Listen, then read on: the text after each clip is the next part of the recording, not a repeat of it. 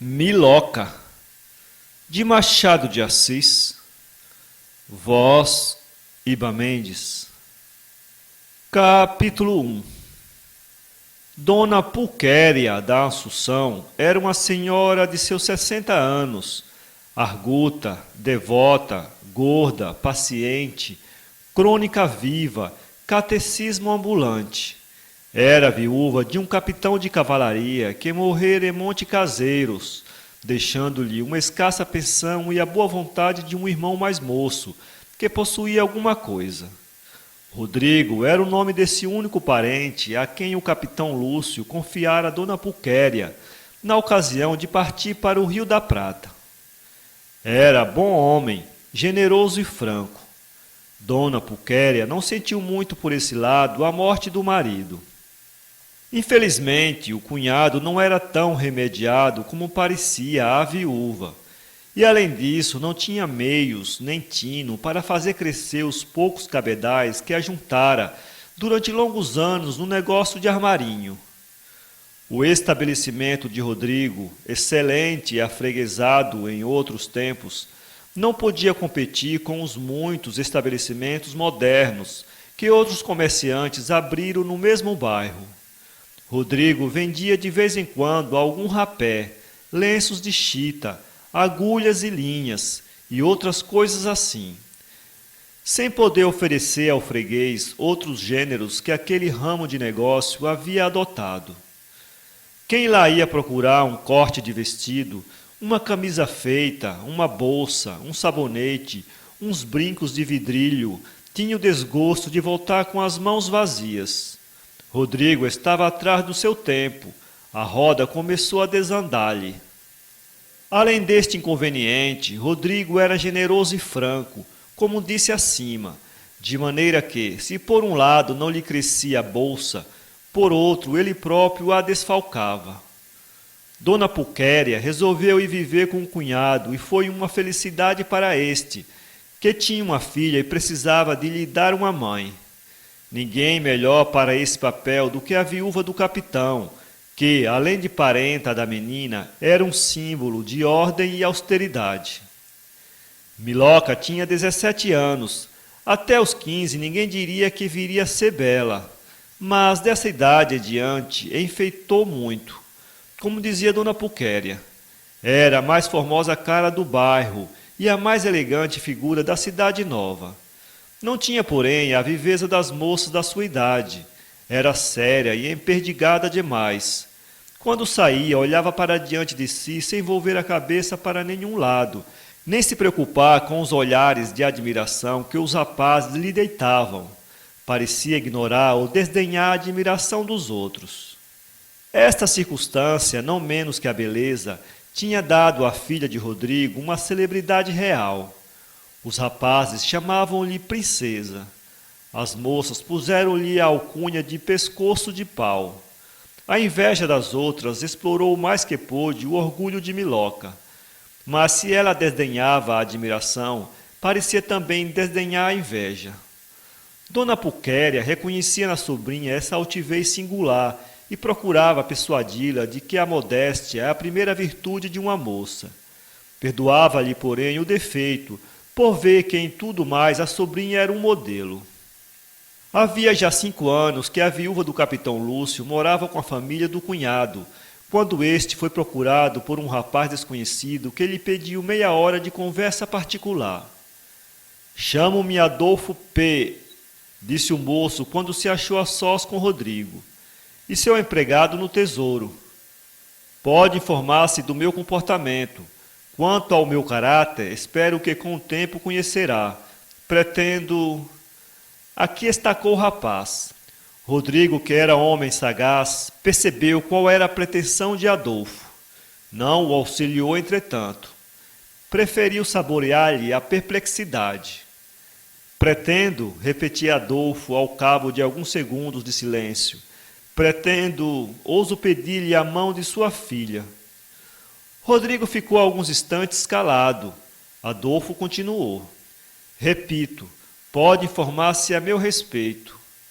Como pai, reconheço que me cumpre velar pelo futuro de minha filha», disse Rodrigo, Mas a primeira condição de um casamento é a afeição recíproca. Tem autorização dela para... Nunca nos falamos, disse Adolfo. Então, escrevem-se? Perguntou Rodrigo. Nem isso.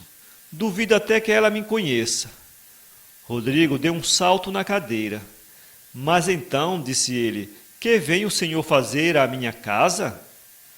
Eu lhe digo, respondeu o pretendente. Amo sua filha apaixonadamente e não há dia em que não procure vê-la. Infelizmente, ela parece ignorar que eu existo no mundo. Até hoje, nem por distração, recebi um olhar dela. Longe de me desagradar esta indiferença, dou-me por feliz em achar tamanha discrição numa idade em que geralmente as moças gostam de ser admiradas e requestadas. Sei que não sou amado, mas não acho impossível vir a sê-lo. Seria, porém, impossível se continuasse a situação em que ambos nos achamos. Como saberia ela que eu a adoro se nem suspeita que eu existo?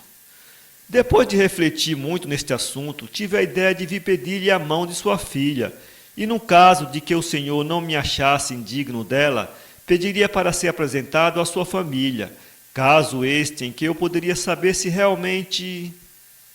Paremos aqui, interrompeu Rodrigo. O senhor pede-me uma coisa singular, pelo menos não conheço semelhantes usos. Estimaria muito que o senhor fosse feliz, mas não me presto a isso, por semelhante modo. Adolfo insistiu no pedido, mas o pai de Miloca cortou a conversa, levantando-se e estendendo a mão ao pretendente. Não lhe quero mal, disse ele. Faça-se amado e volte. Nada mais lhe concedo. Adolfo saiu de cabeça baixa. Nesse mesmo dia, procurou Rodrigo sondar o espírito da filha, a fim de saber se ela, ao contrário do que parecia a Adolfo, tinha dado fé do rapaz. Pareceu-lhe que não. Tanto pior para ele, disse Rodrigo consigo. No domingo seguinte, estava ele à janela com a cunhada, quando viu passar Adolfo, que lhe tirou o chapéu. Quem é aquele moço? Perguntou Dona Pulquéria. Um leve sorriso foi a resposta de Rodrigo, quanto bastou para aguçar a curiosidade de Dona Pulquéria. Você ri-se, disse ela. Que mistério é esse? Mistério nenhum, disse Rodrigo. Insistiu a velha, e o cunhado não hesitou em lhe contar a conversa e o pedido do rapaz, acrescentando que, na sua opinião, Adolfo era um palerma. E por quê? Disse Dona Pulquéria. Porque a um rapaz como ele não faltam meios de se fazer conhecido da dama de seus pensamentos. Eu vendo muito papel bordado e muita tinta azul, e onde a palavra não chega, chega uma carta. Não faltava mais nada, exclamou Dona Pulquéria, mandar cartas à rapariga e transtornar-lhe a cabeça.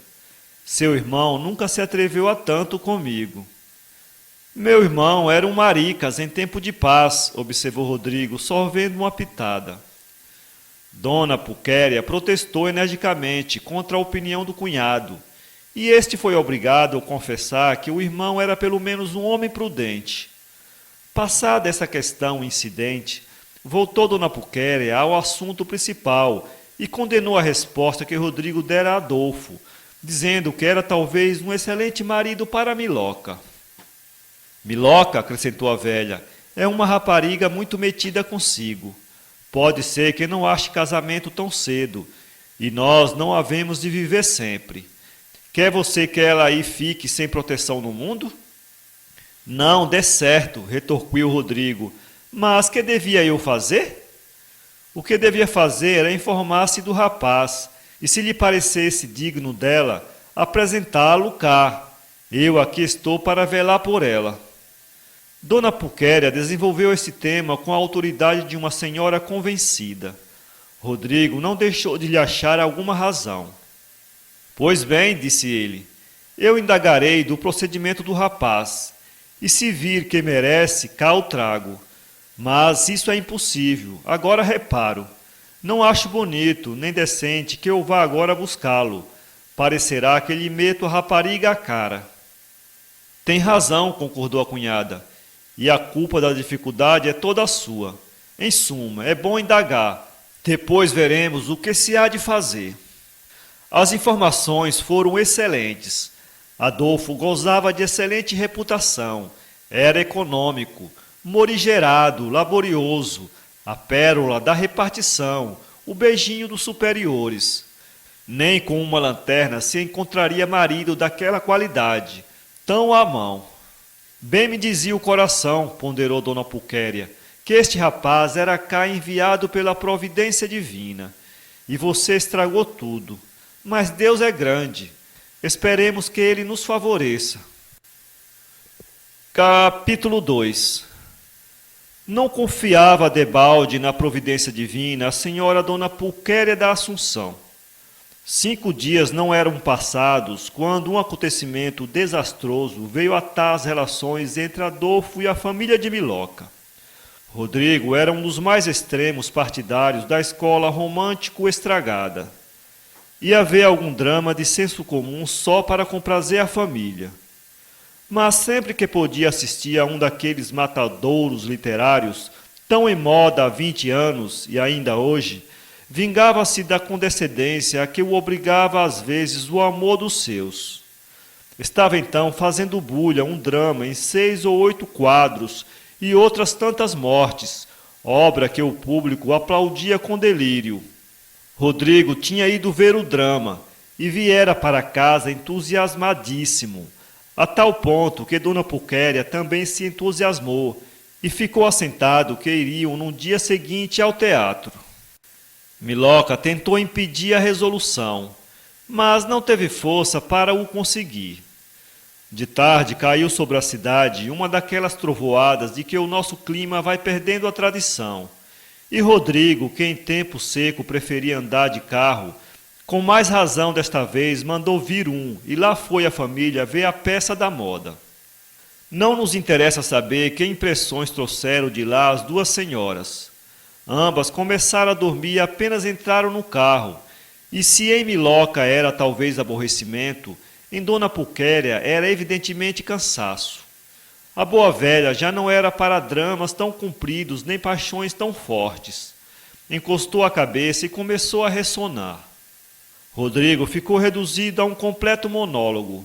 Elogiava ele o drama, soltava exclamações, interrogava inutilmente as senhoras e parecia engolfado na ideia de tudo que vira quando sentiu que o carro descambava docemente para o lado esquerdo.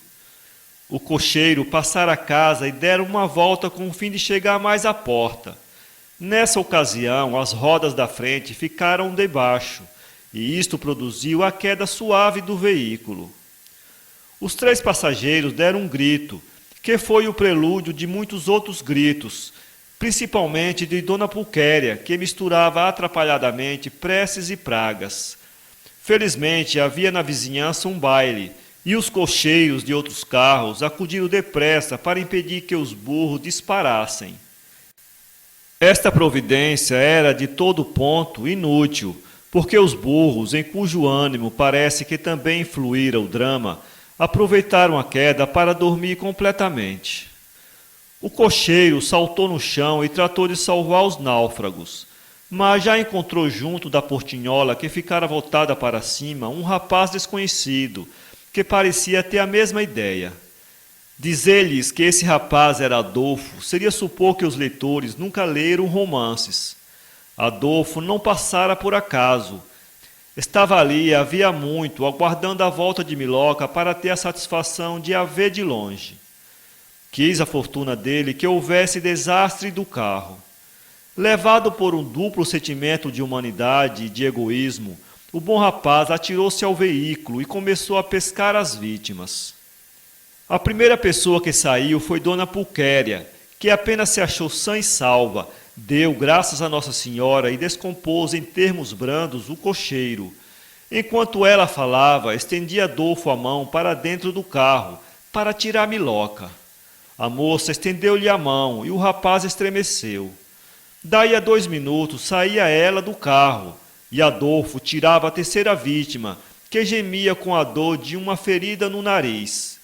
Miloca apenas teve uma contusão no rosto. Dona Pulquéria parece que, por ser gorda, ofereceu mais resistência ao choque. Rodrigo estancava o sangue com o lenço. Miloca entrara no corredor da casa.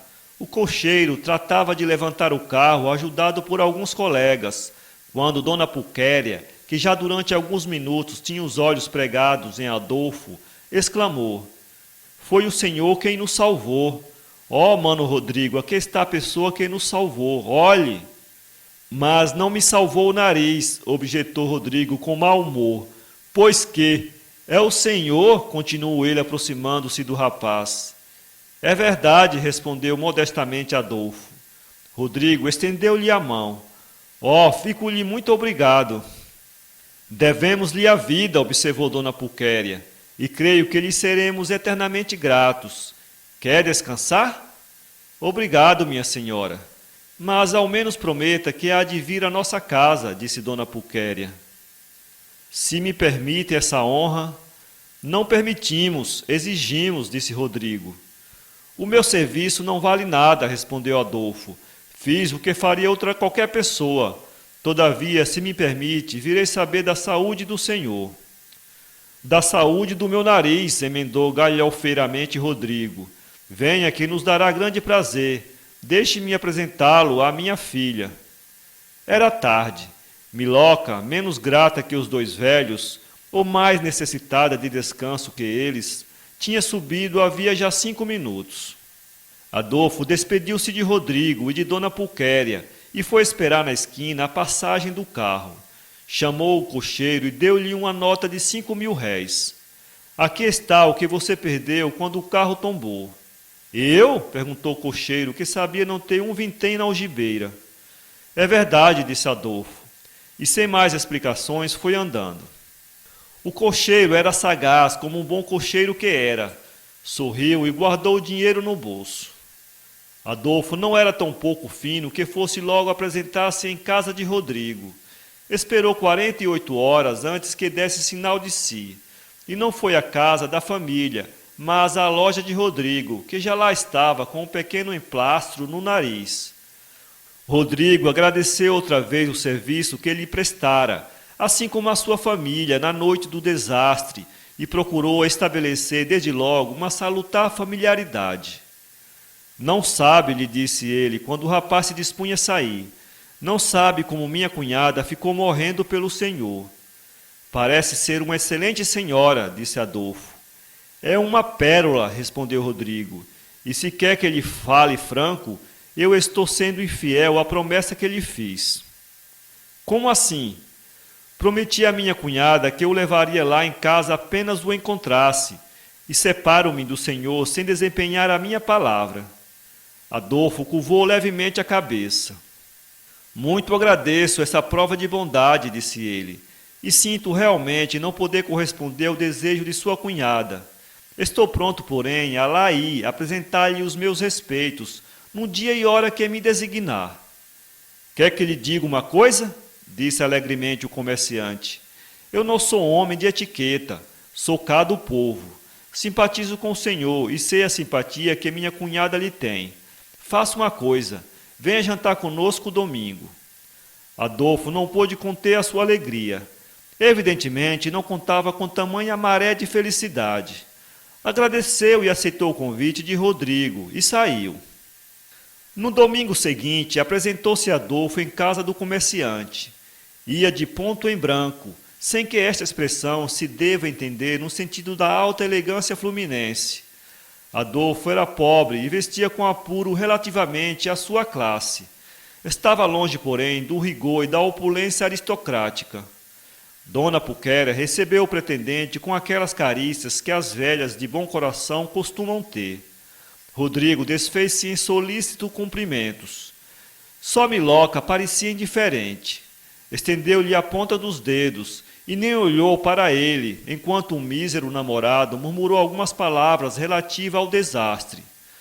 O introito foi mau. Dona Pulquéria percebeu isso e tratou de animar o rapaz, falando-lhe com animada familiaridade.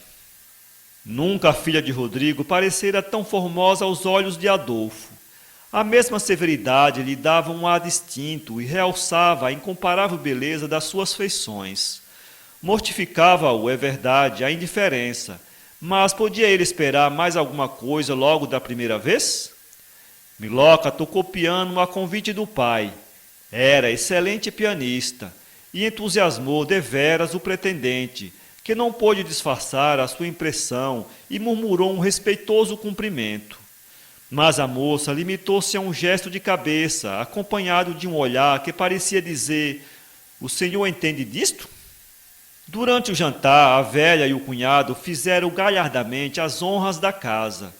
Adolfo ia perdendo a pouco e pouco as maneiras cerimoniosas, conquanto a atitude de Miloca lhe acanhasse o espírito. Era inteligente, polido e galhofeiro. A boa vontade dos olhos e as qualidades reais dele venceram em pouco tempo o grande caminho. No fim do jantar, era um conhecido velho. "Tenho uma ideia", disse Rodrigo quando chegaram à sala. "Vamos dar um passeio?" A ideia foi aceita por todos, exceto por Miloca, que declarou estar incomodada, pelo que a ideia ficou sem execução.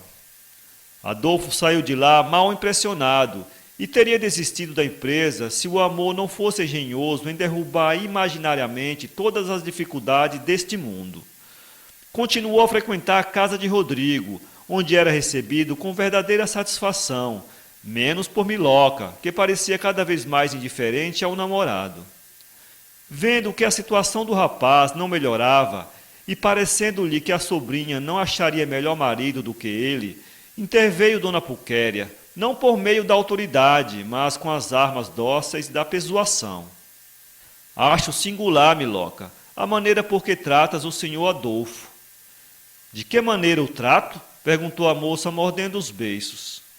"Secamente, e não compreendo isto porque ele é um excelente moço, muito bem educado e, além disso, já nos prestou um serviço em ocasião séria." "Tudo isso é verdade", respondeu Miloca, "mas eu nem sei como quer que eu trate. Meu modo é esse. Não posso afetar o que não sinto, e a sinceridade creio que é uma virtude."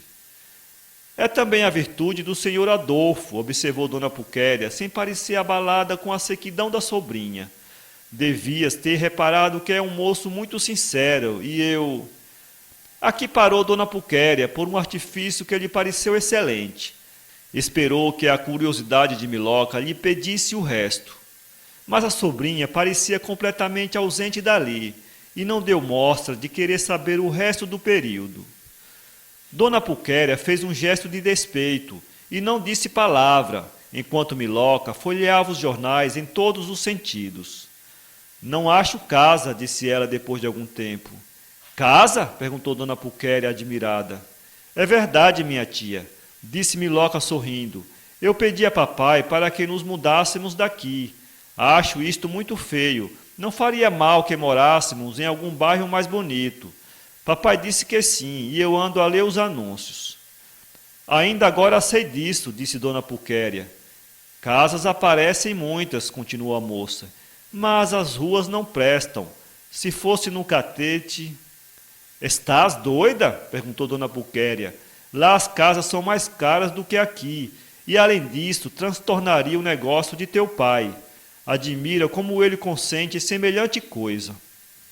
Miloca pareceu não atender às objeções da tia. Esta, que era sagaz e vivia com a sobrinha havia muito tempo, atinava com a razão do recente capricho. Levantou-se e pôs a mão na cabeça da moça. "Miloca, por que hás de ser assim?" "Assim como? Por que hás de olhar tanto para cima?" "Se titia está de pé", respondeu maliciosamente a moça, "eu hei de por força olhar para cima." Dona Pulquéria achou graça a resposta evasiva que a sobrinha lhe deu e não pôde reter um sorriso. "Tonta", lhe disse a boa velha, e acrescentou: "Tenho pensado muito em ti." "Em mim?" perguntou ingenuamente Miloca. "Sim, nunca pensaste num casamento?" "Nunca.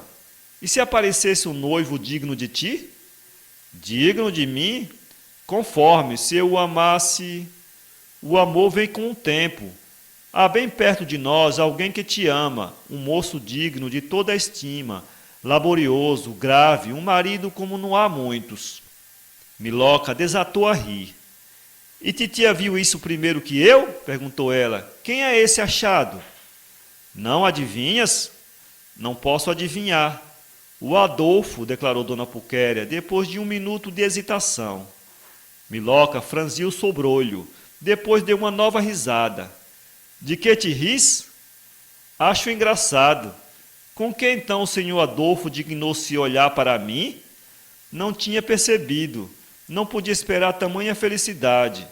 Infelizmente não o amo, e por mais digno que seja o noivo, se eu o não amar, vale para mim o mesmo que um vendedor de fósforos. Miloca, disse a velha, contendo a indignação que lhe causavam estas palavras da sobrinha. O que acaba de dizer não é bonito, e eu... Perdão, titia, interrompeu Miloca. Não se dê por ofendida. Respondia gracejando a uma notícia que também me pareceu gracejo. A verdade é que eu não desejo casar-me. Quando vier a minha hora, saberei tratar seriamente o noivo que o céu me destinar. Creio, porém, que não há de ser o senhor Adolfo, um pé rapado. Aqui a boa velha cravou um olhar de indignação na sobrinha e saiu. Miloca levantou os ombros e foi tocar umas variações de Thalberg. Capítulo 3. A causa de Adolfo estava condenada, e parece que ele ajudava o seu triste destino. Já vemos que Miloca aborrecia nele a sua não brilhante condição social, que era, aliás, um ponto de contato entre ambos, coisa que a moça não podia compreender. Adolfo, entretanto, além desse pecado original, tinha mania singular de fazer discursos humanitários, e mais do que discursos, ações. Perdeu-se de todo. Miloca não era cruel, pelo contrário, tinha sentimentos caridosos, mas, como ela mesma disse um dia ao pai, nunca se deve dar esmola sem luvas de pelica, porque o contato da miséria não aumenta a grandeza da ação. Um dia, em frente da casa, caiu uma preta velha ao chão, abauroada por um tilbre. Adolfo, que ia a entrar, correu à infeliz, levantou-a nos braços e levou-a à botica da esquina, onde a deixou curada. Agradeceu ao céu o ter lhe proporcionado o ensejo de uma bela ação diante de Miloca, que estava à janela com a família, e subiu alegremente as escadas. Dona Pulquéria abraçou o herói. Miloca mal lhe estendeu a ponta dos dedos. Rodrigo e Dona Pulquéria conheciam o caráter da moça e procuravam modificá-lo por todas as maneiras, lembrando-lhe que o nascimento dela não era tão brilhante que pudesse ostentar tamanho orgulho. A tentativa era sempre inútil. 2 causas havia para que ela não mudasse de sentimentos. A primeira era proveniente da natureza, a segunda da educação. Rodrigo estremecia a filha e buscou dar-lhe uma educação esmerada. Fê-la entrar como pensionista em um colégio, onde Miloca ficou em contato com as filhas das mais elevadas senhoras da capital. Afeiçoou-se a muitas delas, cujas famílias visitou desde a infância.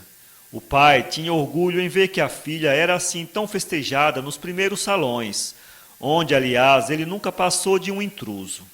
Miloca bebeu assim um ar que não era precisamente o do armarinho da cidade nova. Que vinha, pois, fazer o mísero Adolfo nesta galera? Não era assim o marido que a moça sonhava. A imaginação da orgulhosa dama aspirava a maiores alturas. Podia não exigir tudo quanto quisera ter, um príncipe ou um duque, se os houvesse cá disponíveis. Mas entre um príncipe e Adolfo a distância era enorme, donde resultava que a moça não se limitava a um simples desdém. Tinha ódio ao rapaz, porque a seus olhos era grande afronta, não já nutria esperanças, mas simplesmente amá-la. Para completar esta notícia do caráter de Miloca, é mister dizer que ela sabia do amor de Adolfo muito antes que o pai e a tia tivessem conhecimento dele. Adolfo estava persuadido que a filha de Rodrigo nunca tinha reparado nele. Iludia-se. Miloca possuía essa qualidade excepcional de ver sem olhar. Percebeu que o rapaz gostava dela, quando o via na igreja ou em alguma partida em casa de amizade no mesmo bairro. Perceber isto foi condená-lo. Ignorando todas estas coisas, Adolfo atribuía à sua má ventura o não ter ganho a menor polegada de terreno. Não ousava comunicar suas impressões ao comerciante nem à cunhada, posto descobrisse que ambos eram favoráveis ao seu amor.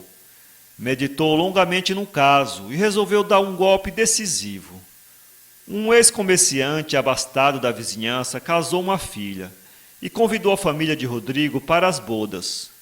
Adolfo também recebeu o convite e não deixou de comparecer, disposto a espreitar ali uma ocasião de falar a Miloca, o que não lhe fora possível nunca em casa dela. Para os amantes, multidão quer dizer solidão. Não acontece o mesmo com os pretendentes, mas Adolfo tinha um plano feito. Alcançaria dançar com ela e, nessa ocasião, soltaria a palavra decisiva. A fim de obter uma concessão que julgava difícil na noite do baile, pediu-lhe uma quadrilha, na véspera, em casa dela, em presença da tia e do pai. A moça concedeu-lhe sem hesitação, e se o rapaz pudesse penetrar no espírito dela, não teria aplaudido, como fez, a sua resolução. Miloca estava deslumbrante na sala do baile e ofuscou completamente a noiva, objeto da festa. Se Adolfo estivesse nas boas graças dela, teria sentido legítimo orgulho ao ver a admiração que ela despertava em torno de si. Mas para um namorado repelido não há pior situação do que ver desejado um bem que lhe não pertence. A noite foi, pois, um suplício para o rapaz. Afinal chegou a quadrilha concedida. Adolfo atravessou a sala trêmulo de comoção e palpitante de incerteza e estendeu a mão à Miloca. A moça levantou-se com a graça do costume e acompanhou o par. Durante as primeiras figuras, Adolfo não ousou dizer palavras sobre coisa nenhuma. Ao ver, porém, que o tempo corria e era necessário uma decisão, dirigiu-lhe algumas palavras banais, como são as primeiras palavras de um homem pouco afeito a tais empresas. Pela primeira vez, Miloca encarou o namorado e, longe do que se poderia supor, não havia em seu gesto a menor sombra de aborrecimento. Pelo contrário, parecia animar o novel cavalheiro a mais positivo ataque. Animado com esse introito, Adolfo foi direto ao coração do assunto. Talvez, dona Emília, disse ele, talvez tenha notado que eu... E parou. Que o senhor... O quê? Perguntou a moça, que parecia saborear a perplexidade do rapaz.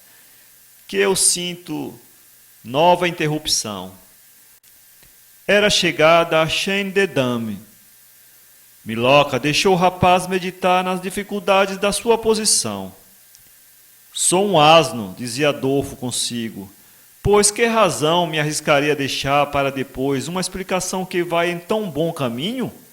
Ela parece disposta. No primeiro intervalo, reatou a conversação. Dir-lhe-ei tudo de uma vez, amo-a. Miloca fingiu-se admirada. A mim? Perguntou ela ingenuamente. Sim, atrevi-me a... Perdoa-me? Com uma condição. Qual? Ou antes, com duas condições. A primeira é que se há de esquecer de mim. A segunda é que não há de voltar lá a casa. Adolfo olhou espantado para a moça e durante alguns segundos não achou resposta que lhe dar. Preparou-se para tudo, mas aquilo ia além dos seus cálculos. A única coisa que lhe pôde dizer foi esta pergunta. Fala sério? Miloca fez um gesto de cólera, que reprimiu logo, depois sorriu e murmurou. Que se atreva a amar-me é muito, mas injuriar-me é demais. Injúria pede injúria, retorquiu Adolfo. Miloca desta vez não olhou para ele. Voltou-se para o cavalheiro que ficava próximo e disse, quer conduzir-me ao meu lugar? Deu-lhe o braço e atravessou a sala, no meio do pasmo geral.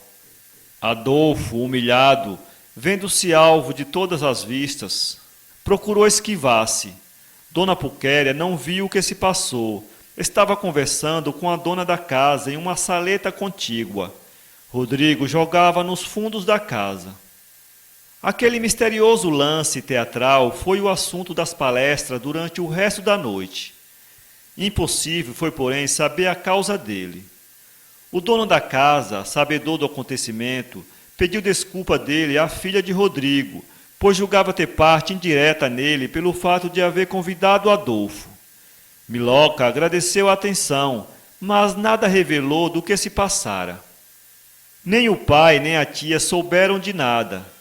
No dia seguinte, porém, recebeu Rodrigo uma longa carta de Adolfo, relatando o sucesso da véspera e pedindo desculpa ao velho de ter dado causa a um escândalo.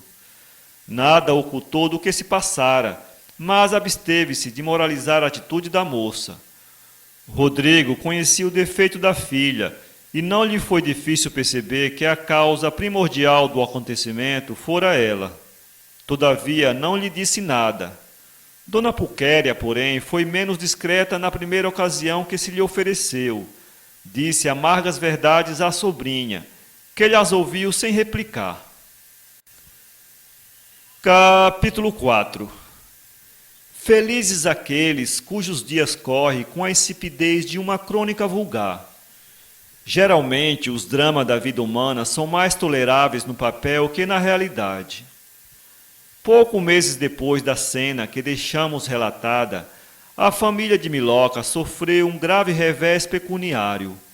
Rodrigo perdeu o pouco que tinha, e não tardou que a este acontecimento sucedesse outro não menos sensível, a morte de Dona Pulquéria. Reduzido à extrema pobreza e achacado de moléstias, Rodrigo viveu ainda alguns meses atribulado e aborrecido da vida. Miloca mostrou nesses dias amargos uma grande força de ânimo, maior do que se podia esperar daquele espírito quimérico.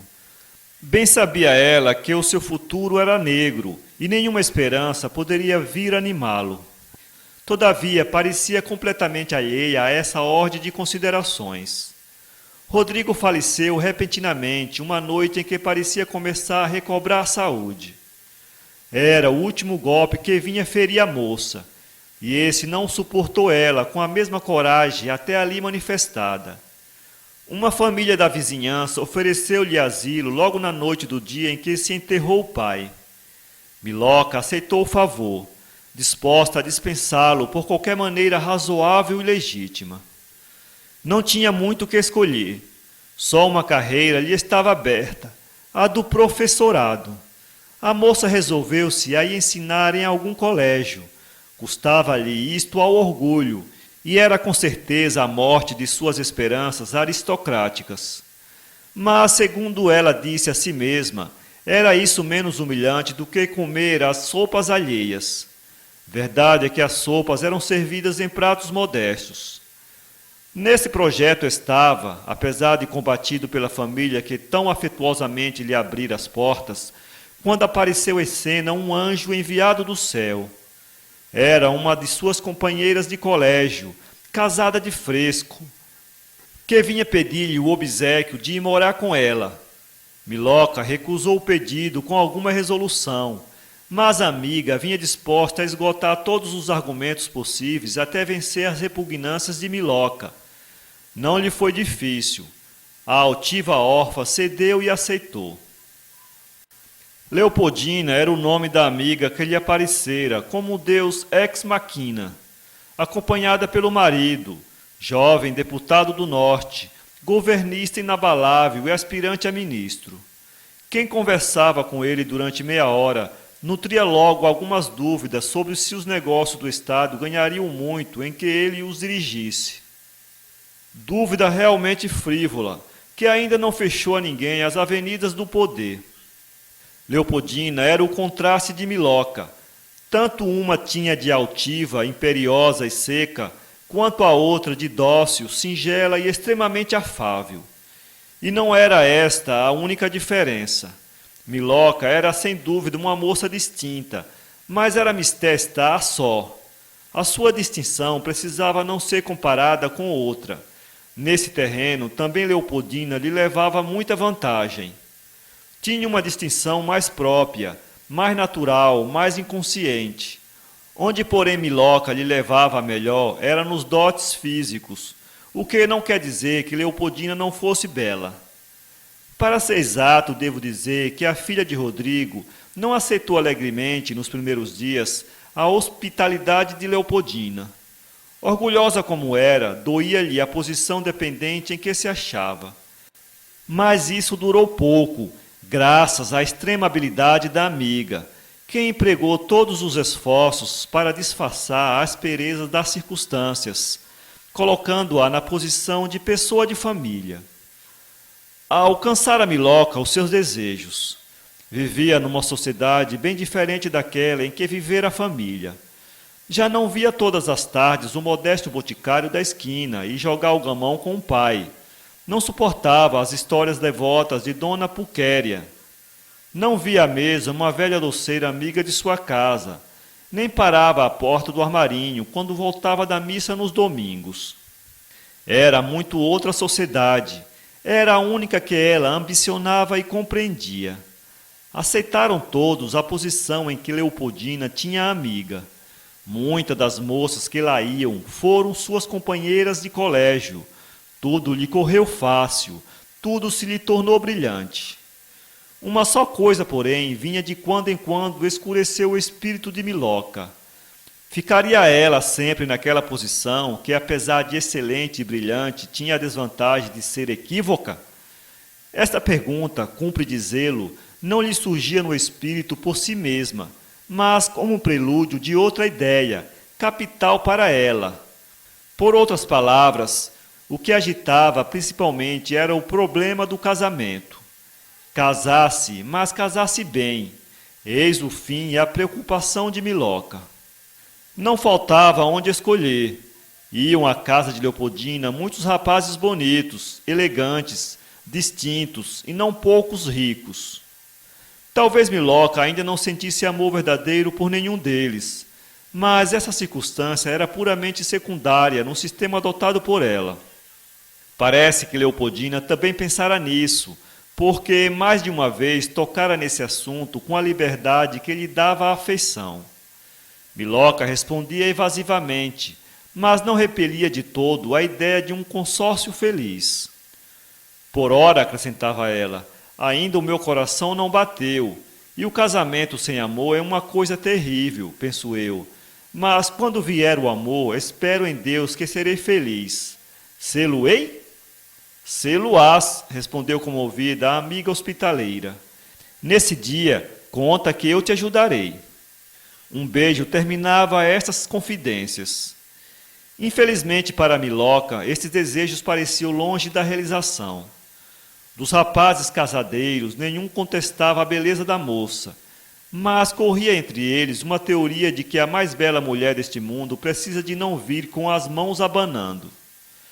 Ao cabo de 2 anos de inúteis esperanças, Miloca transigiu com a sua altivez, trocou o papel de praça que pede assédio pelo de exército sitiador. Um primo segundo de Leopoldina foi o seu primeiro objetivo.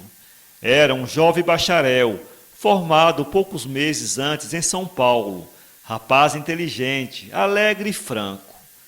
Os primeiros fogos das baterias de Miloca produziram efeito. Sem ficar apaixonado de todo, começou a gostar da rapariga. Infelizmente para ela, coincidiu este ataque de frente com um ataque de flanco, e a praça foi tomada por um rival mais feliz. Não desanimou a moça. Dirigiu seus tiros para outro ponto. Desta vez não pegaram as bichas, o que obrigou a bela pretendente a lançar mão de terceiro recurso. Com mais ou menos felicidade, andou Miloca nesta campanha durante 1 ano, sem alcançar o seu máximo desejo. A derrota não lhe quebrou o orgulho, antes lhe deu um toque de azedume e hipocondria, que a fez um tanto insuportável. Mais de uma vez pretendeu deixar a casa da amiga e professar em algum colégio. Mas Leopoldina resistia sempre a esses projetos, jamais veementes que ao princípio. O despeito parecia aconselhar à bela órfã o completo esquecimento de seus planos matrimoniais. Compreendi agora que, talvez pela mesma razão com que ela recusara o amor de Adolfo, Recusavam-lhe agora o amor dela. A punição, dizia ela consigo, fora completa. A imagem de Adolfo surgiu então em seu espírito atribulado e abatido. Não se arrependeu do que fizera, mas lamentou que Adolfo não estivesse em posição cabal de lhe realizar os seus sonhos e ambições. Se assim fosse, pensava Miloca, eu seria hoje feliz, porque esse amava-me. Tardias queixas eram aquelas. O tempo corria, e a moça, com o seu orgulho, se definhava na solidão povoada da sociedade, a que aspirava desde os tempos da sua mediania. Capítulo 5. Uma noite, estando no teatro, vi um camarote fronteiro, 2 moças e 2 rapazes. Um dos rapazes era Adolfo. Miloca estremeceu, involuntariamente, não de amor, não de saudade, mas de inveja. Seria uma daquelas moças esposa dele? Ambas eram distintas, elegantes, ambas formosas. Miloca perguntou a Leopoldina se conhecia os 2 rapazes. O marido da amiga foi quem lhe respondeu. Só conheço um deles, o mais alto. O mais alto era Adolfo. Parece-me que também o conheço, disse Miloca, e foi por isso que lhe o perguntei. Não é um empregado do tesouro? Talvez fosse, respondeu o deputado. Agora é um amável vadio. Como assim? Herdou do padrinho, explicou o deputado. Leopoldina, que tinha sentado o binóculo para ver as moças, perguntou: será casado com alguma daquelas moças? Não, é amigo da família, respondeu o deputado, e parece que não está disposto a casar. Por quê? Aventurou Miloca. Dizem que teve um amor infeliz outrora. Miloca estremeceu de alegria e pôs o binóculo para o camarote de Adolfo. Este pareceu perceber que era objeto das indagações e conversa das 3 personagens, e já havia conhecido a antiga amada. Todavia disfarçou e conversou alegremente com as moças do seu camarote. Depois de algum silêncio, disse Miloca: parece que o senhor acredita em romances, pois há quem conserva assim um amor a ponto de não querer casar? E como se arrependesse desta generalidade, emendou: nos homens é difícil encontrar tamanha constância às afeições passadas. Nem eu lhe disse que ele conservava essa afeição, observou o deputado. Esse amor infeliz do meu amigo Adolfo. É teu amigo? Perguntou Leopoldina. É, respondeu o marido, e continuou. Esse amor infeliz do meu amigo Adolfo serviu para lhe dar uma triste filosofia a respeito de amores. Jurou não casar. E onde escreveu esse juramento? Não acredita que ele o cumpra? Perguntou sorrindo o marido de Leopoldina. Francamente não, respondeu Miloca. Dias depois levou o deputado à casa o seu amigo Adolfo e o apresentou às 2 senhoras. Adolfo falou a Miloca como pessoa de seu conhecimento, mas nenhuma palavra ou gesto revelou aos donos da casa o sentimento que ele tivera outrora. A mesma Miloca compreendeu que tudo estava extinto no coração do rapaz, mas não era fácil reviver a chama apagada?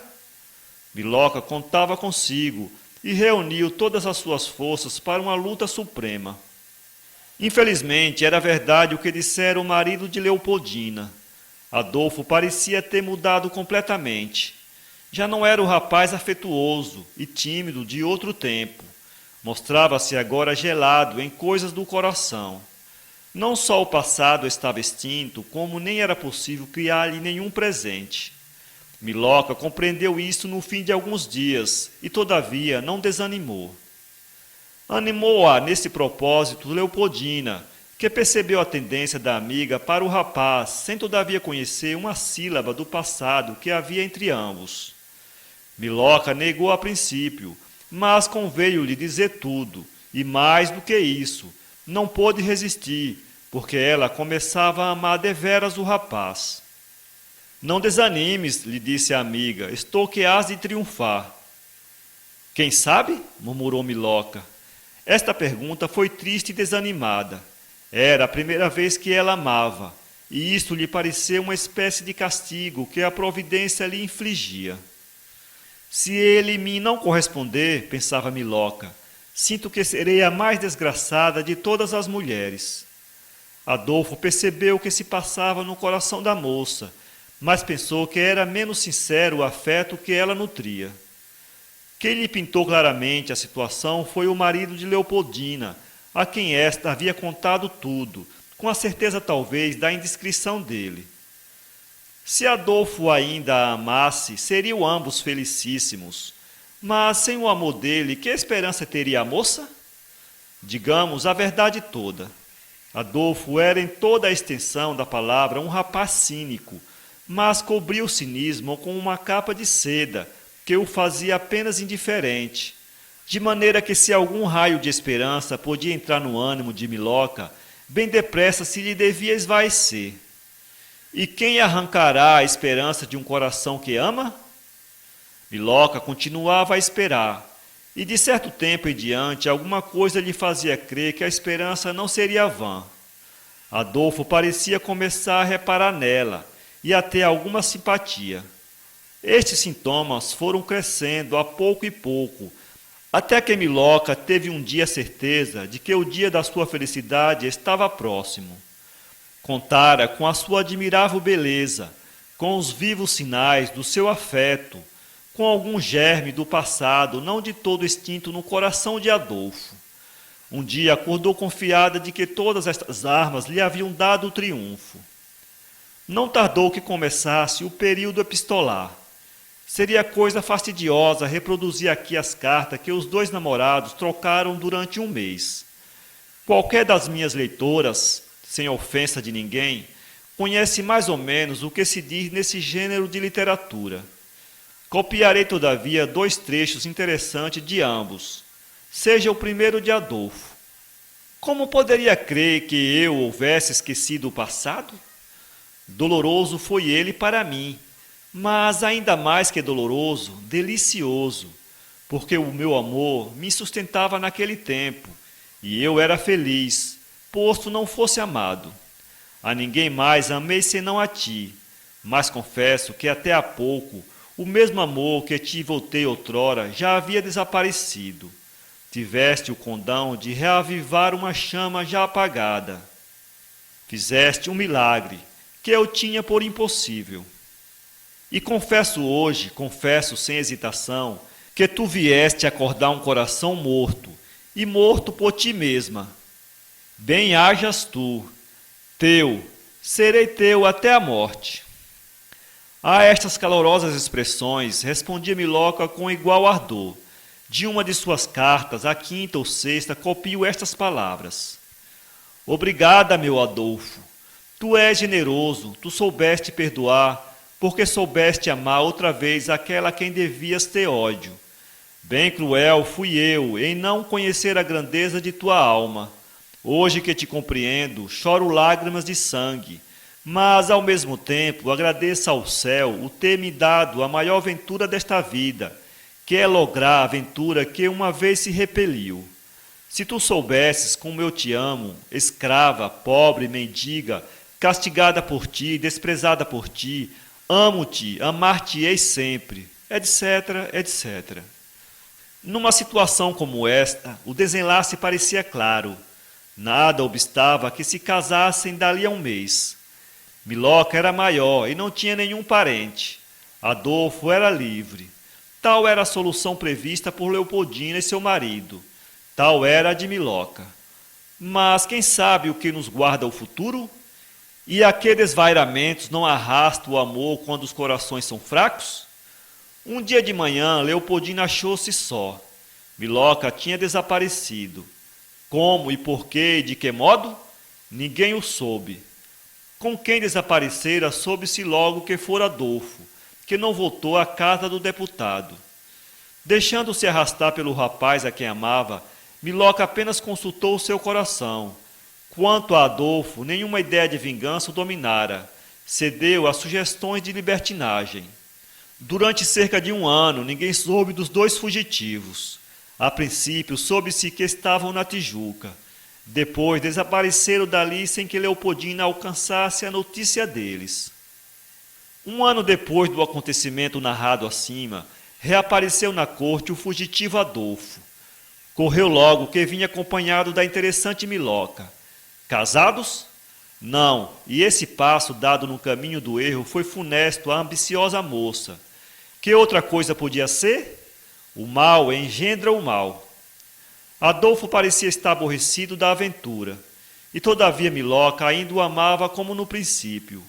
Iludiu-se a respeito dele, nesses últimos tempos, mas afinal compreendeu que entre a atual situação e o fervor dos primeiros dias havia um abismo.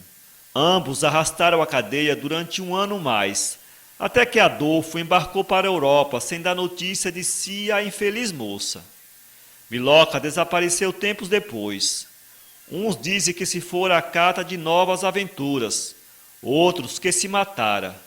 E havia razão para ambas essas versões. Se morreu, a terra lhe seja leve. São Paulo, 2016.